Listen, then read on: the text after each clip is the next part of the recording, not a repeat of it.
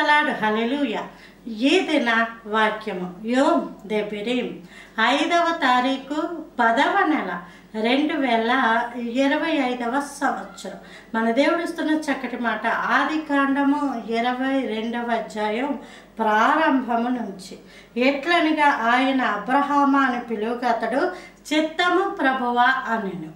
దేవుడు అబ్రహామును పిలిస్తే అబ్రహాం ఏమనేవాడు? చిత్తము ప్రభువా అనేవాడట.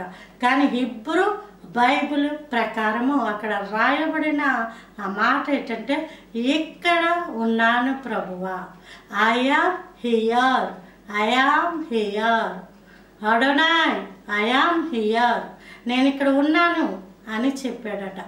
ఈరోజు ఎంతమంది దేవునికి ఆ మాట చెప్పగలరు?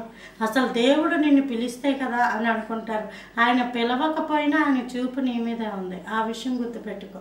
దేవుడు నిన్ను చూస్తూ ఉన్నాడు. చాలామంది మంచి పనులు చేస్తున్నప్పుడు దేవుడు చూడు చూడు చూడు చూడు అంటారు. ఆ చీకటి రహస్యకరమైన అంధకార సంబంధమందలి క్రియలు చేస్తున్నప్పుడు నన్ను చూడకపోతే బాగుండు అనుకుంటారు. అలాంటి విషయాల్లో ఎవరైనా నేను నిన్ను చూసాను, నువ్వు ఆ పని చేసావు కదా అన్నప్పుడు ఎవరికి చెప్పకని భయపడిపోతున్న వాళ్ళు చాలామంది ఉంటారు. అదే మంచి పని అనుకోండి, అందరికీ కనబడాలని పబ్లిసిటీ కావాలని చేయించుకుంటారు. అయితే ఒక విషయం గుర్తుపెట్టుకోండి, రహస్యమైన ప్రతీది వెలుగులోనే ఉంటుందట. వెలుగు సంబంధమైనది కూడా వెలుగులోనే ఉంటుంది. చీకటి అయినను దేవునికి చీకటి కాదు. మన దేవుడు గొప్ప దేవుడు. నువ్వు చేస్తున్న ప్రతీది దేవుడికి తెలుసు. ఒకవేళ దేవుడు నిన్ను గబుక్కుని పిలిచాడు అనుకోండి, అప్పుడు ఇక్కడ ఉన్నాను ప్రభా అని నువ్వు చెప్పగలవా? నీ చేతిలోనిది విడిచిపెట్టగలవా? నీ నోటిలోనిది క్లీన్ చేసుకోగలవా?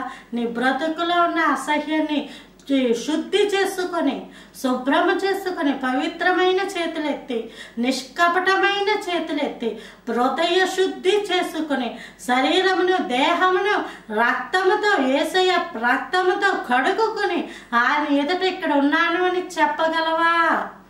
చాలా సందర్భాల్లో ప్రజలకి ఇది ఒక వెటకారము. ఏంటంటే, ఇలా పాపం చేస్తారు, వస్తారు, స్నానం చేసినంత ఈజీగా పాపాలను కడిగేసుకున్నాం అనుకుంటారు. కానీ బుద్ధిపూర్వకమైన పాపాలు, అలవాటుగా చేస్తున్న పాపాలు ఎన్నటికీ కడగబడం. పొరపాటున చేస్తే ప్రభు దాన్ని క్షమిస్తాడు. ఎందుకంటే నువ్వు తెలియక చేసేటివి కనుక క్షమించబడతావు. తెలిసి చేస్తే మాత్రం దేవుడు క్షమించడు. చాలామంది అనుకుంటారు వెంటనే శిక్ష రాలేదు కదా అనుకుంటారు. రాలేదు అంటే నిజంగా చెప్తున్నాను, అది గొప్ప పెద్ద దానికే దారి తెస్తుందని అర్థం. ఒక్క దెబ్బతో కొట్టేదానికి మొత్తం చెట్టంతా నరికేసే పరిస్థితికి తెచ్చుకోవద్దు. దేవుడు ఒక దెబ్బ వెయ్యలేదు అంటే అర్థం ఏంటంటే అసహ్యం అనిపించింది దేవుడికి. నువ్వంటే చెయ్యెత్తి కొట్టడానికి కూడా అసహ్యం అనిపించింది. నీ మొహం చూడాలని కూడా అనిపించలేదేమో. ఎందుకంటే నువ్వు మళ్ళీ మళ్ళీ చేస్తున్న తప్పులు, వంకలు వెతుక్కొని సాకులు వెతుక్కొని చేస్తున్న తప్పులు. ఒక్కసారి ఆలోచించేయండి. దేవుడు నిన్ను పిలిస్తే నీ సమాధానం ఏంటి? ఆనాడు అబ్రహాం అన్నట్టు ఇక్కడ ఉన్నాను ప్రభు అని నువ్వు చెప్పగలవా? ఒకవేళ చెప్పే కృప దేవుడు అనుగ్రహించును కాక. Praise the lord. ఆమేన్.